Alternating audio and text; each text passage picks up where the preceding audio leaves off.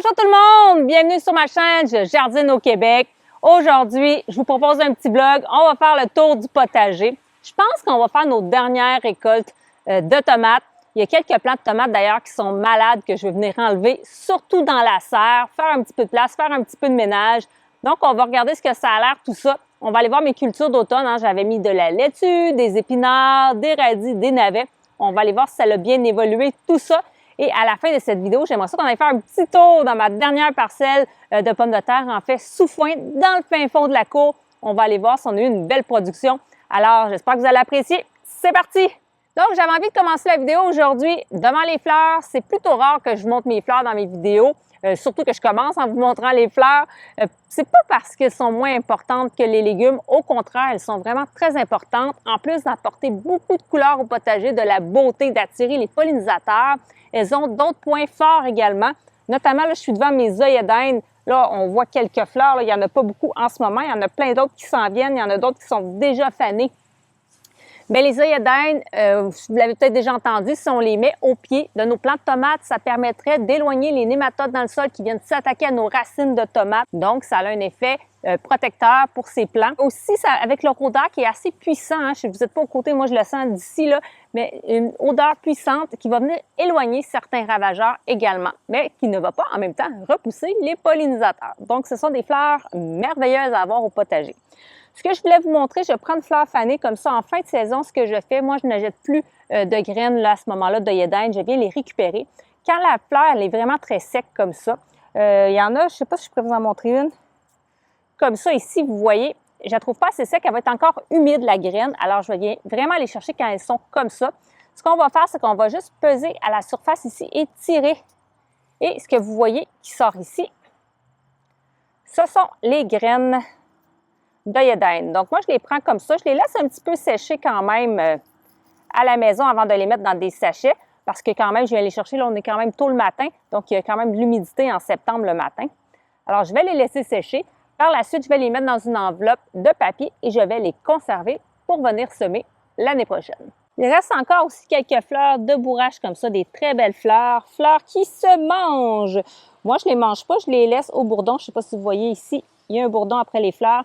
Donc, ça attire encore les pollinisateurs. En fait, je trouve que les bourraches, c'est vraiment le type de fleurs qui attire le plus les bourdons et les abeilles. J'en suis vraiment contente. Donc, j'en mets à chaque année dans mon potager. En plus, elles sont très jolies et elles sentent très bonnes. Puis, il y a toujours les super rudbeckies qui sont vraiment très belles au potager. Bon, je pense qu'on va commencer avec la récolte de tomates. Déjà en commençant, on voit une tomate ici qui a été mangée par un animal. Bon, une autre ici aussi. Celle-ci, pas encore. On va la retirer avant que ça arrive. Parce qu'on connaît déjà son destin. Donc, j'ai plusieurs ici, c'est des Valencia. Plusieurs tomates qui commencent à être mûres. Puis, il y en a d'autres qui ne sont pas encore mûres, mais qu'on va venir retirer pour les laisser mûrir dans la maison.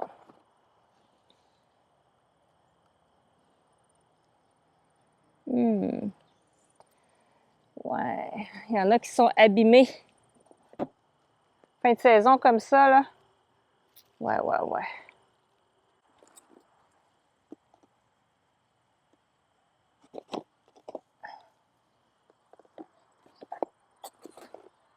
Voilà pour celle-ci. On va aller voir à côté, il y a les mémés de Beauce, mais sont pas mûrs.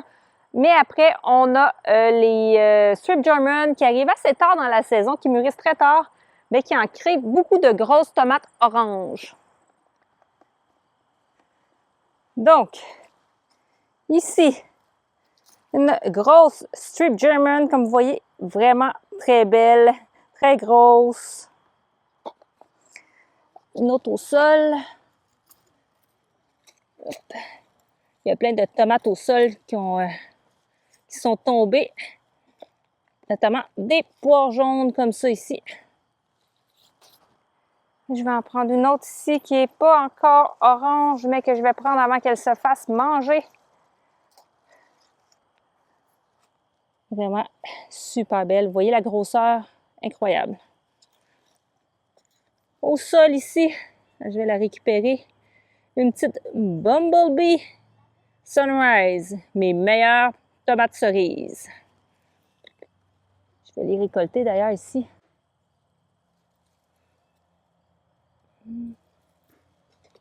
Voilà.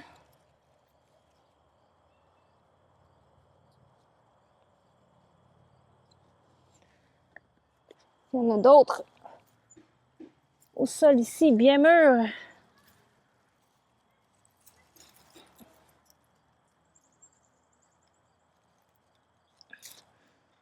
Bon, les poires jaunes à côté. J'ai déjà plus de place dans mon contenant ici.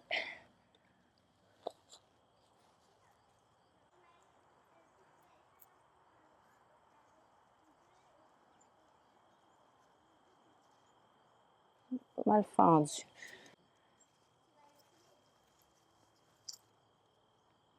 Je pense pas refaire de la poire jaune l'année prochaine parce que je trouve qu'elle fende beaucoup. Je trouve ça désagréable. Puis ici, les sweet 100 des belles grappes ici sont pas 100% rouges, mais ils s'en viennent pas pire. Je vais les enlever avant. De toute façon, mon plan, il y a de l'eudium dessus. Je vois aussi du mildiou. Donc, je prends pas de chance.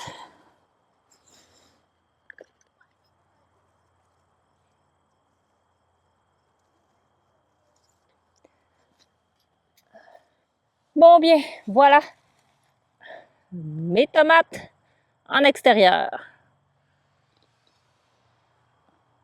Ah oui, il me reste aussi Green Zebra. Ouf, celle-là est pas belle. Il y en a plusieurs qui sont tombées au sol. J'en ai beaucoup ici qui sont encore vertes. Ouais, le plant, ouais, il est pas mal malade. Je pense que je vais les prendre vertes. Je vais les faire mûrir dans la maison si je veux pas les perdre.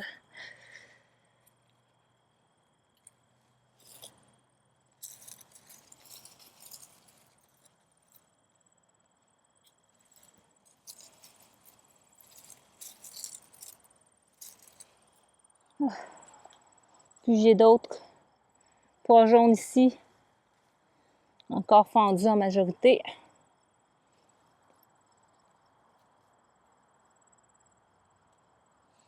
On va les laisser pour les animaux sauvages.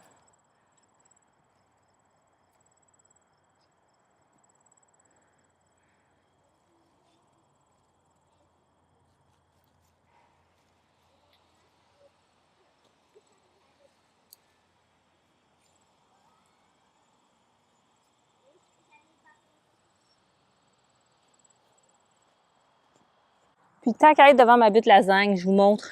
J'ai remarqué ça ce matin. J'avais un melon d'eau ici, un Blacktail Mountain. Mes préférés, c'était mon seul melon d'eau de cette variété-là. Et puis, oui, il était petit, mais il avait l'air bon parce qu'il y a quand même un animal qui est venu le manger en entier. Donc, il a laissé seulement l'extérieur comme ça. Dommage. Il m'en reste un là-bas, c'est un petit yellow, mais il est encore petit aussi. Il faudrait que je vienne le chercher quand même avant qu'il soit dévoré. Je vous le montre ici. Il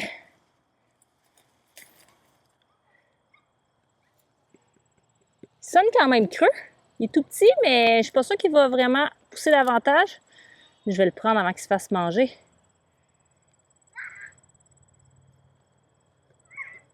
On va voir, petit comme ça, s'il est quand même mûr à l'intérieur.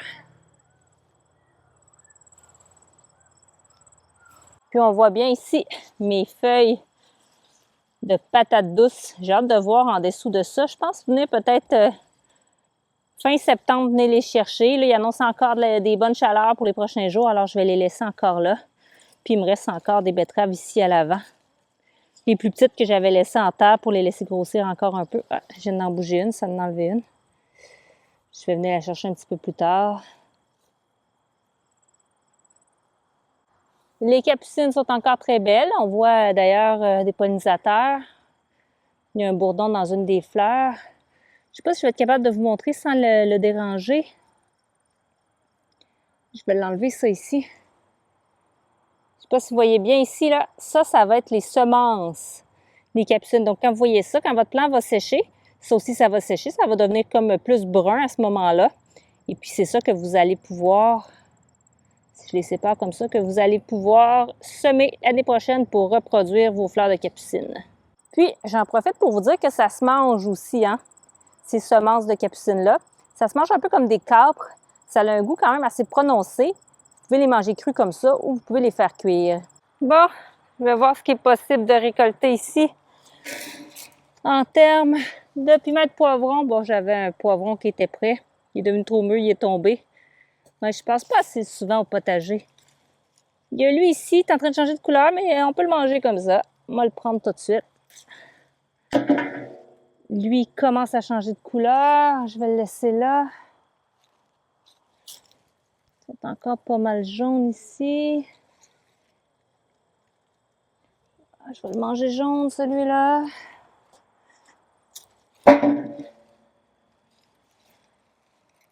Ici, pauvre l'anneau.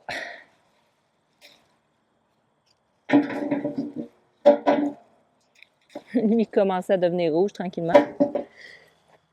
On est en fin de saison, hein, fait que je les prends quand même. Il y a encore plein de fleurs. J'ai beau avoir coupé les têtes, ça repousse. Les fleurs. J'en veux pas plus.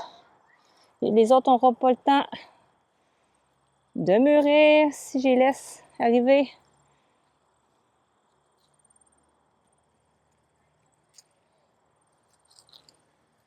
Ben non, ben non.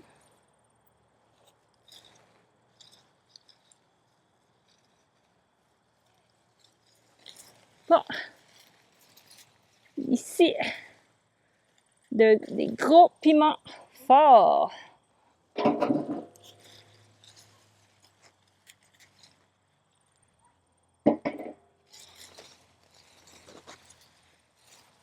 l'intérieur ici, ah ça c'est mes piments pénis. Ils sont encore verts, mais je vais quand même en prendre quelques-uns. Ça va laisser la chance aux autres de mûrir.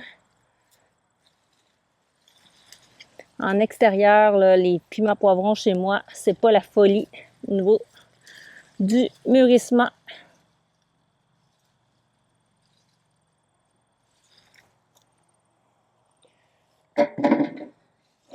On va aller voir en serre.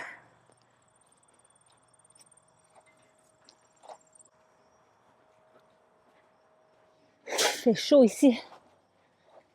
Donc, un jalapeno rouge. Ils se frottent ensemble comme ça, puis ça fait des petits cratères comme ça dessus, mais ils sont bons pareil. C'est juste la texture est moins le fun.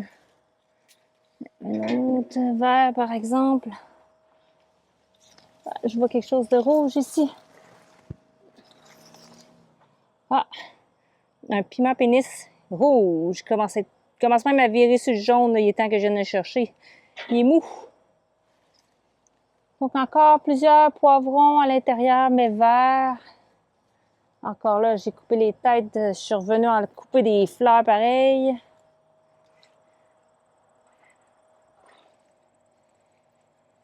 Bon. Je vais le prendre tout de suite pour laisser la place aux autres. Il commence à devenir orange. Ah, puis comme je vous disais, ça fait tellement longtemps que je ne suis pas venue arroser, si vous voyez. Mes piments olives ici. Le plant est tout sec, il faudrait que je vienne arroser tout ça. Pour les tomates, c'est la fin. D'ailleurs, celle-ci, la beefsteak. Oui, il y a des nouvelles fleurs qui s'en viennent. Elle a commencé à changer de couleur, mais je vais venir la chercher parce que le plant il est malade avant que la tomate elle chope le mildiou aussi. Je vais la laisser mûrir dans la maison. Puis, je vais venir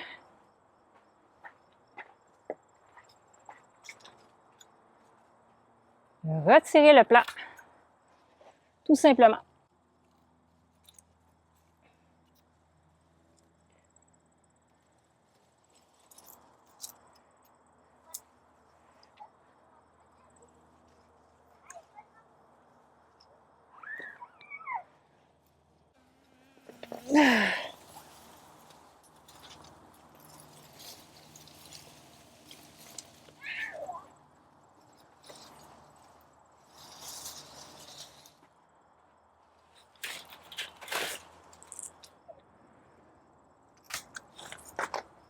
Bon.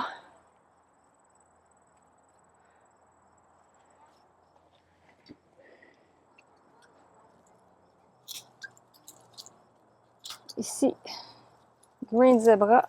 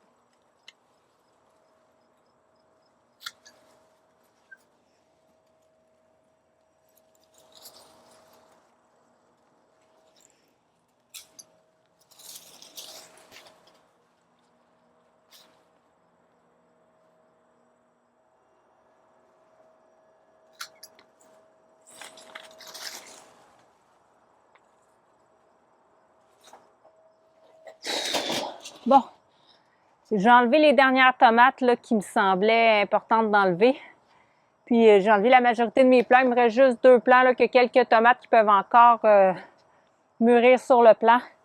Comme mes plants ils ont eu le mildiou dans la serre, c'est quand même assez bizarre. L'année passée, c'était moins pire que ça. Cette année, à l'extérieur, mes plants étaient plus beaux que dans la serre. Mais c'est là, ils ont eu vraiment le mildiou dans la serre, quoique j'ai laissé la serre ouverte pas mal toute la saison. Alors, je ne vais pas pailler mon sol avec ces feuilles-là. Je ne vais pas le mettre non plus dans mon compost maison. Ce que je vais faire, c'est que je vais le mettre dans le compost de la ville. Comme ça, bien, ça va être chauffé. Et à ce moment-là, ça va détruire le mildiou, ce qui ne serait pas le cas là, si je le mettais dans mon bac de compost maison. Alors, je vais aller me départir de tout ça. Je vous montre quand même ce que j'ai récolté. Donc, je ne sais pas si vous voyez bien, quelques tomates, quelques piments poivrons également dans la serre. Bon, je reviens un petit peu plus tard dans la journée parce qu'il faisait vraiment très chaud. Je suis rentrée me reposer un peu. Je me suis changée également. Puis là, je ressors pour terminer là, cette portion de vidéo.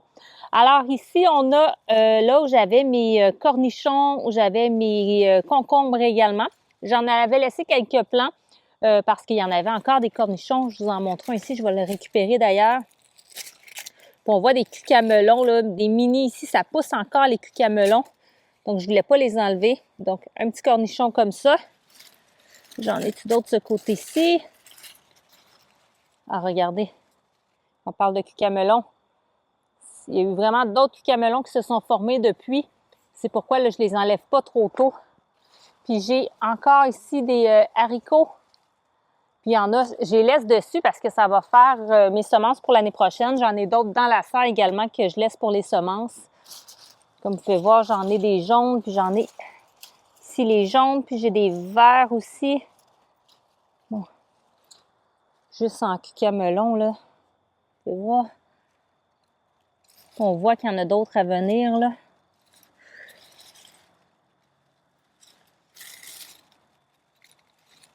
Je vais aller voir de l'autre côté. Il y en a encore probablement de l'autre côté.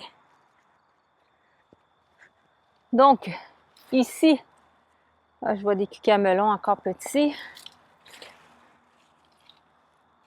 Ouais, des haricots pour les semences. Cucamelons.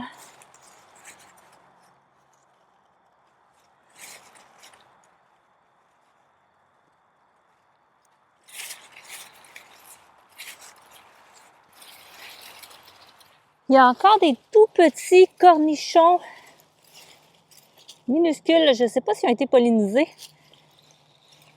Mais je les laisse là en attendant. Au pire, je vais les récupérer plus tard pour faire des petits cornichons dans le vinaigre. Comme vous pouvez voir. Vraiment fouillé hein, pour les cucamelons, surtout quand on les met avec des plants de concombre. et de haricots. Tout ça s'entremêle ensemble. J'en vois ici.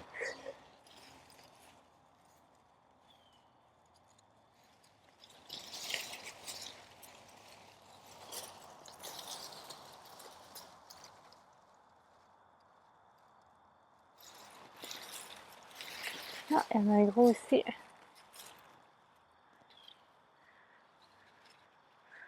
Donc, comme vous voyez, il y en a encore. Alors, je les laisse. Les plants de cucamelon là, sont restés vraiment beaux. Les feuilles sont vraiment belles, contrairement aux feuilles de concombre. C'est ça que j'ai pour aujourd'hui. Je pense que je vais faire de la sauce avec ça. Sauce arrabbiata, probablement, que je vais mettre des petits piments forts à l'intérieur.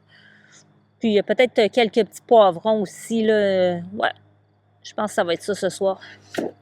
Bon, maintenant, dans le carré potager de ma fille, plusieurs tomates, petites tomates, les tinitimes. Arc, celle-là, elle m'a éclaté dans les mains, hein? Trop mûre. Moi, je les ai un peu négligées dernièrement. Celles qui sont trop mûres, on va les laisser là.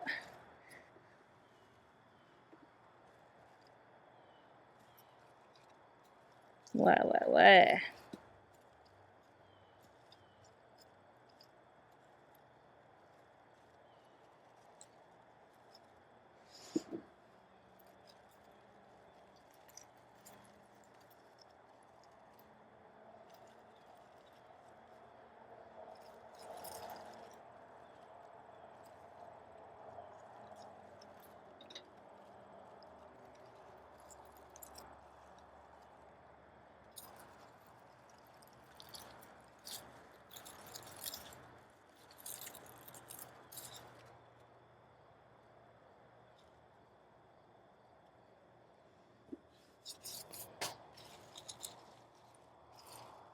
Bon, ça va être ça. Bon, donc maintenant, voyons voir si on a réussi au moins un melon d'eau. Mais on s'entend que c'est pas le format de melon d'eau que j'ai d'habitude. Ça, c'est minuscule. Absolument, c'est plus gros que ça, ce que j'arrive à avoir. C'est vraiment pas une année à melon d'eau cette année. Je pensais en plus que c'était la petite yellow, même pas. C'est soit une Sugar Baby ou une Blacktail Mountain, parce qu'on voit que c'est comme rouge. Mais il n'est pas 100% rouge.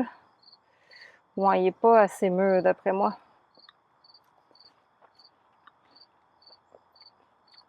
Quand même pas mauvais. Mais c'est pas satisfaisant pour la grosseur, la quantité. Je comprends quand même les ratons laveurs, les avoir mangés, petits de même. Ils sont quand même très bons.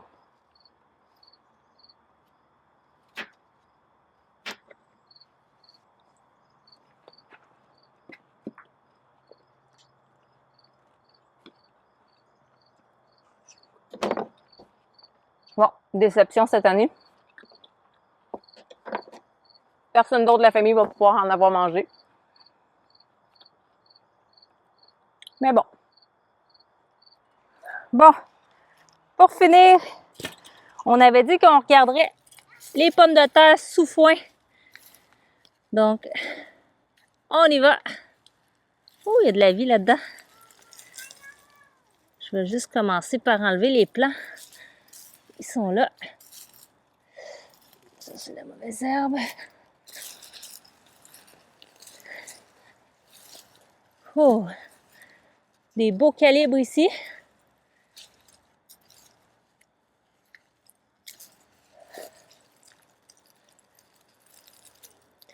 La pomme de terre initiale.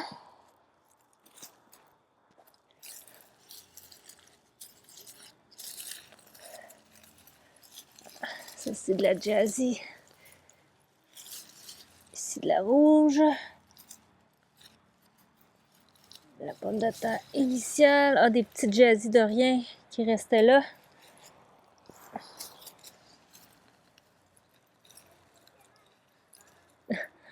Elle est drôle celle-là.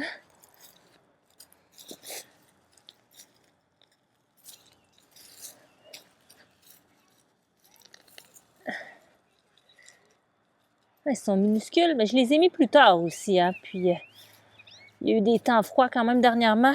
On va voir en dessous qu'est-ce que ça donne. Là, pour le moment, je me sens pas rassurée pour la grosseur. Ici, voilà.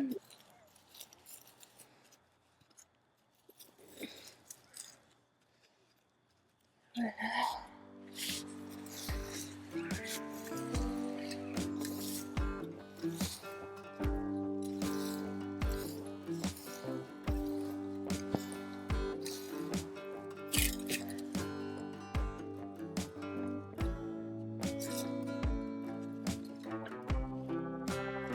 Je me souviens plus quelle quantité de pommes de terre que j'ai mis ici.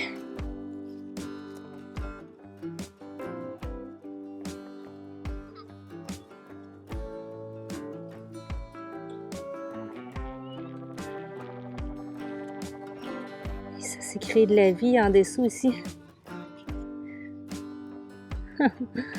Ah. C'est plus profond, ça a rentré dans mon sable. Il y a du mycélium ici, comme vous pouvez voir. Ce que vous voyez de blanc, là, c'est des petits champignons. Mais c'est pas dangereux, hein? C'est bon pour le sol, pour les plants. Il y a de la vie ici, là. Bébête à patates, d'humidité.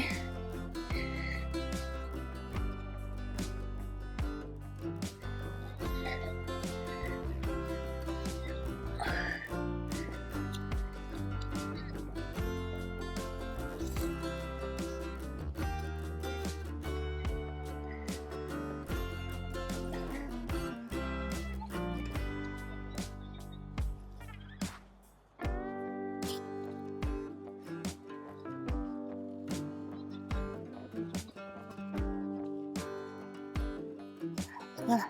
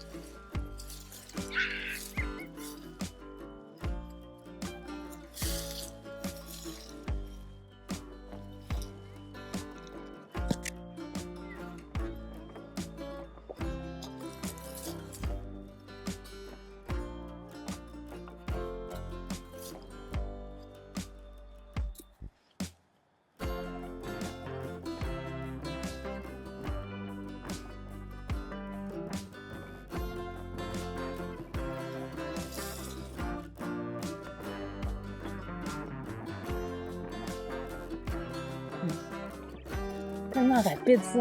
C'est une patte, hein? Ok, je te laisse tranquille. Bon. Comme je vous disais, je ne sais pas exactement la quantité de pommes de terre que j'ai mis. Par contre, on peut déjà voir que j'ai très peu de pommes de terre rouges Chieftain. C'est sûr que ce sont des plus tardives, donc il y en avait quand même des petits formats comme ça. Ils seraient devenus plus grosses si j'avais attendu. Mais n'empêche, j'ai l'impression que c'est pas hyper productif comme type de pommes de terre, celle-ci. Donc, par contre, ceux-là, les Jazzy, vraiment une super production. Je vous l'ai montré sous foin. Les premières pommes de terre que je suis allée chercher sous foin, je vous l'ai montré également dans la terre et encore là sous foin. Donc, je pense que c'est assez concluant. Je vous les conseille, les pommes de terre Jazzy. Et elles restent petites, c'est pas des gros formats, mais elles sont très productives et sont très bonnes au goût. Bon, puis dans mon bac surélevé ici, j'ai des petits piments forts, des cayennes, je crois, ici, qui sont rouges. J'ai des piments à lin en arrière, mais ils sont encore verts. Ouais. J'ajoute ça à ma récolte du jour. Puis j'en profite pour vous montrer ici, j'ai ma menthe. Moi, j'ai réussi à contenir ma menthe dans ce petit coin-là ici parce que ma menthe, elle est dans un pot que j'ai enlevé le dessous puis que j'ai mis sous la terre. On voit que quand même ça a fait des petites pousses puis ça commence à s'étendre. Il y a des graines qui sont tombées puis ça repousse. Donc, il va falloir que je les enlève là, pour l'année prochaine. Mais aussi, si ça fait des tiges au sol, ça se colle au sol comme ça. Ça se marcotte finalement, puis ça part un peu partout. Vous pouvez voir ici aussi. Donc, il faut faire attention à ça. La menthe, ça veut vraiment se répandre. Ce que je voulais vous montrer aussi, c'est que là, il y a eu floraison de la menthe. Donc, quand il n'y aura plus de ces petites fleurs blanches-là, à ce moment-là, on va pouvoir venir, puis que ça va commencer à sécher. Oups, une petite araignée ici. On va pouvoir venir chercher les graines de la menthe. La menthe, ça fait des minuscules petites graines, vraiment très minuscules. Je vais essayer d'en trouver un qui n'a plus de fleurs, là, mais il n'est pas 100% sec, mais quand même, au moins, je vais vous montrer qu'est-ce que ça a l'air. Donc, on prend les petits pompons comme ça, puis on va juste venir les frotter dans nos mains. Puis là, il va tomber des tout petites graines noires minuscules. Et c'est ça, les semences de menthe. Après ça, on va les laisser sécher, puis on va les mettre dans une enveloppe pour l'année prochaine. Et les petits pompons qui tombent aussi, là. C'est encore là, la petite araignée blanche. Je ne sais pas si vous allez bien voir. Les petits grains noirs, là, ce sont des grains, des semences de menthe. Donc, vraiment minuscules. Donc, il faut faire attention pour ne pas les perdre. Parce que s'ils tombent au sol, bien, ils vont juste comme se ressemer là où ils vont tomber. Donc, c'est ce qu'on va venir récupérer pour semer l'année prochaine. Puis, il y a aussi ici mon basilic qui est monté en graines. Donc, il a fait ses fleurs. Si les fleurs ont été pollinisées, ça va nous donner des semences pour l'année prochaine. Donc là, c'est sûr, c'est un peu le même principe. Ils ne sont pas tous secs. Bon, mettons ici, on en voit des plus secs ici, là. Je vais enlever ça ici sur le côté. Et on va faire le même principe, on va les égrener. Essayer de faire sortir les graines. Les graines de la basilic, c'est plus facile parce que c'est des plus grosses graines, comme vous pouvez voir. Donc les graines sont à l'intérieur finalement des fleurs.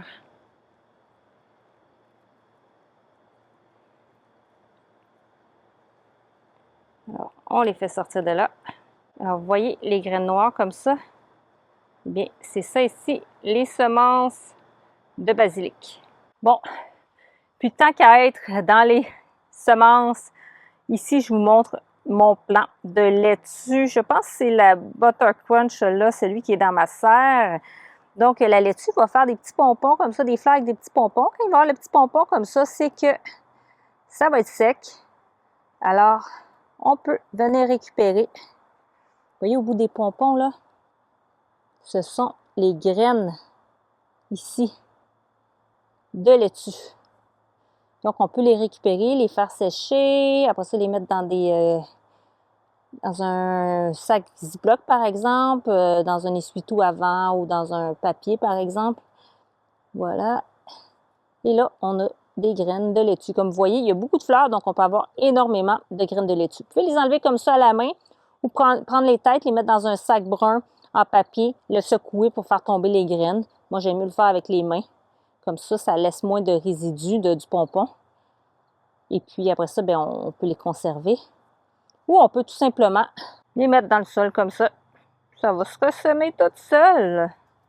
Bon, je ne suis pas sûre qu'on va avoir le temps de récolter ces laitues-là avant l'hiver, mais bon. Donc, on voit ici, ce sont mes navets. Différentes variétés de navets. Là, j'ai encore de l'éclaircissement à faire, là, laisser plus de distance. À la fin, là, je vais laisser environ un 10 cm, 8 à 10 cm entre mes navets. Donc, je vais avoir ça à venir faire. Là. Je ne vais pas faire ça maintenant. Je le ferai quand je serai seule. Au centre, ici, j'ai mes radis. Donc, ça n'a pas encore formé le grossissement de la racine. Ça va venir. Puis, au bout, ici, ce sont mes radis d'hiver. Ça aussi, c'est trop collé. Je viens d'éclaircir. Comme vous voyez, là, ça va être des longs radis roses, là. Des radis chinois. Puis, au bout, j'ai mes laitues. Vous pouvez voir ici, la Butter Crunch est vraiment très belle. Ici, c'est mes grandes rapides, si je ne me trompe pas. Je pense que j'ai de la grosse blonde paresseuse aussi là-dedans, mais je ne sais plus laquelle est laquelle. J'ai pas mis d'indication, je les ai juste plantées ici et là. Donc, voilà. Ça, c'est de la mauvaise herbe. On va enlever ça. Donc, ça pousse bien pour la laitue.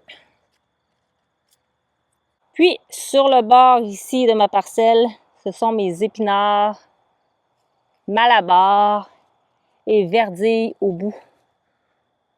On voit les plants là, sont quand même assez beaux. On va voir si on arrive à avoir une belle récolte. Il y en a qui se font un petit peu manger, mais c'est vraiment pas si pire, honnêtement. Pour la plupart des feuilles, elles sont encore très belles. Puis finalement, vous aviez vu là, dans mon autre vidéo, j'étais venue récolter mes premières carottes de Tilk et aussi des carottes Tenderloin. Eh bien, il va me rester ces carottes-là aussi à venir chercher éventuellement. Carottes de Tilk ici. J'ai des mélanges de couleurs, je pense, ici, puis quelque part des nantaises là-dedans. Puis j'en ai d'autres aussi sur le bord de mes plants de tomates, quelques carottes également. Elles sont un petit peu moins grosses, celles-là. Je pense que vraiment les plants de tomates ont bien pris tous les nutriments. Mais on va voir là, plus tard si ça donne de bons résultats.